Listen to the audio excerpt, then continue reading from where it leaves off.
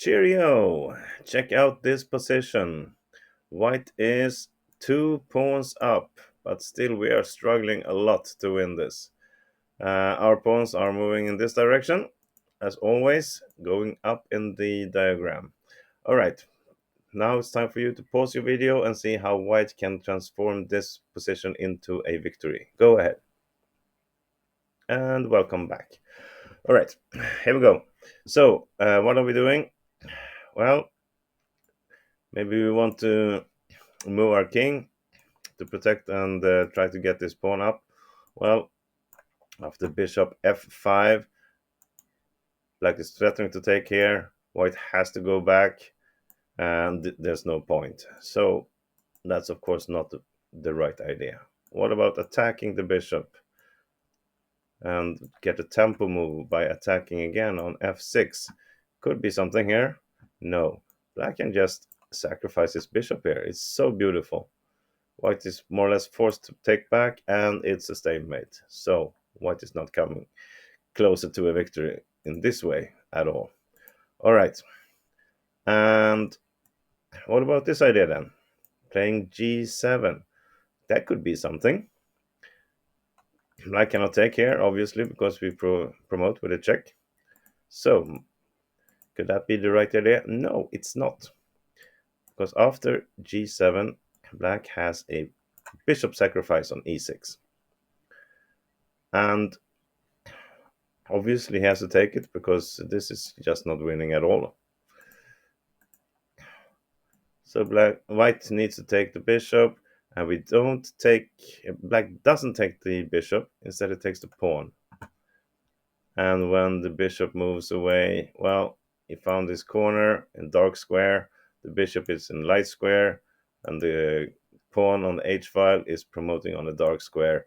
This is a very, very typical draw position and pawn endgame. So it's not right to play g7 either. The right move here is king g8. That's the only winning move. It looks a bit strange, but it's very good. All right, so black now tries to attack this g6 pawn.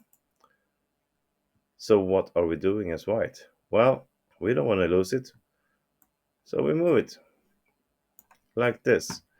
And that's the point of playing this king to g8, because we are now protecting the bishop with our king. We're still sacrificing the bishop, but the important thing is black cannot take it with his king. He needs to take it with his bishop. And then we move into the corner like this. And the problem now for black is that he cannot move his bishop, because we will promote. And if he moves his king away from the bishop, we will just take it. So he can only move between these two squares with his king. So he is in trouble, actually. And let me show you, because this position could have arisen also in another way. After king g8, if black give a check first on e6, force us into the corner, and then play bishop f5. It will be the same. The only difference now is white's turn to move. So it's a bit different. So, okay, let's start with this. What do we play here as white to win this? We know that black cannot move his bishop, and the king can only move between these two squares. But still, we need to win it somehow.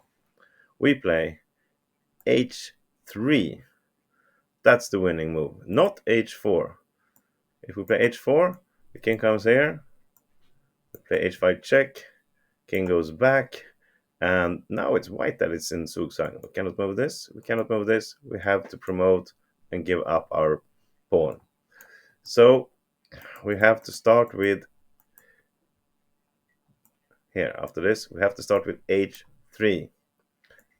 King comes to g6, play h4, king goes back, we play h5. And now it's black's turn to have problems, because now he has to move, and he cannot move to g6.